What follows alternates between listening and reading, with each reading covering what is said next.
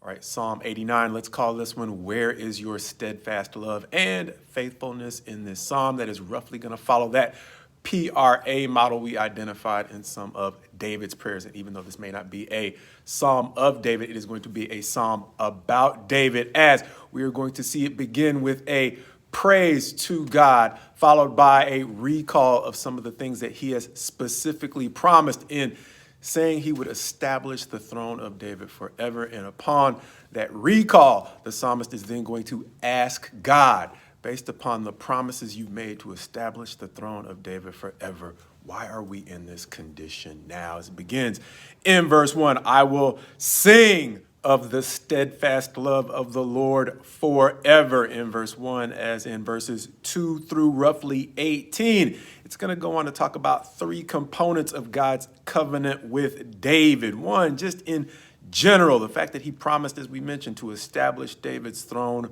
forever. A section that's going to go on to talk about some general characteristics of God, meaning let the heavens praise you, meaning if you have the authority to have all things praise you, then you can establish a king the way that no one else can. Beyond that, he is going to go on to talk about the wonders or things that God has done on the earth. The fact that his foundation, or the foundation of his work, is done in righteousness and justice, and before him steadfast love and faithfulness proceed forth. Thus our title or theme for this week. But he's going to mention steadfast love and faithfulness again as he goes on to talk about in verses 19 through 37 the vision that he gave to his godly one, that he would be established forever, at least his throne would be established forever, and that he would be strengthened against the wicked, that he would be established as the highest king on the earth, and that his offspring would likewise be established. However,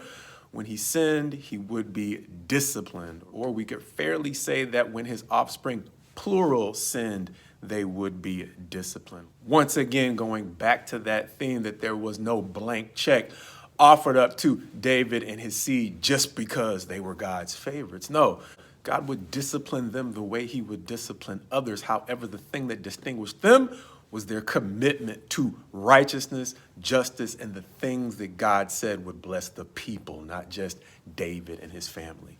Going on, though, from verses 38 through 45, the psalmist is going to switch and notice, but now it seems that you have cast your people aside, as he is eventually going to conclude with a prayer, asking God in verse 46, how long, O Lord, will you hide yourself forever? And in verse 49, Lord, where is your steadfast love of old, which by your faithfulness you swore to David? Thus the title, reminding me that it's not necessarily the question of where is your steadfast love, O Lord, as much as it is the question of where is our steadfast love. Understanding the way in which we pointed back to Ruth as an example of steadfast love and faithfulness. Understanding steadfast love may be seen in the way that she stuck by Naomi in her time of need. Her faithfulness may have been seen in the way that she maintained high character and the things that made her a blessing to Naomi beyond simply being a mere presence with her, taking her back to her home in Israel.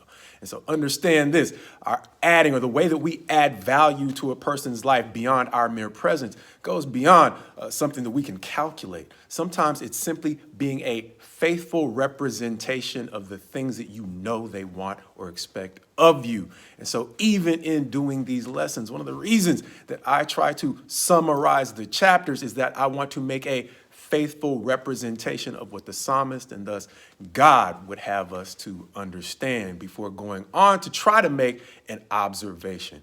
I never want to let the observation be the point. I always want it to be rooted in a faithful representation of what God has already said, so that God willing, the observation simply adds value to the thing that God actually said. And so, even though we may find it difficult to faithfully represent the depth and the truth of what God has actually said, God willing, we are at least trying, genuinely trying to be a faithful representation of what he has said and what he has called us to be, so that we are not stuck asking, God, where is your steadfast love and faithfulness? When the better question is, where is our steadfast love and faithfulness?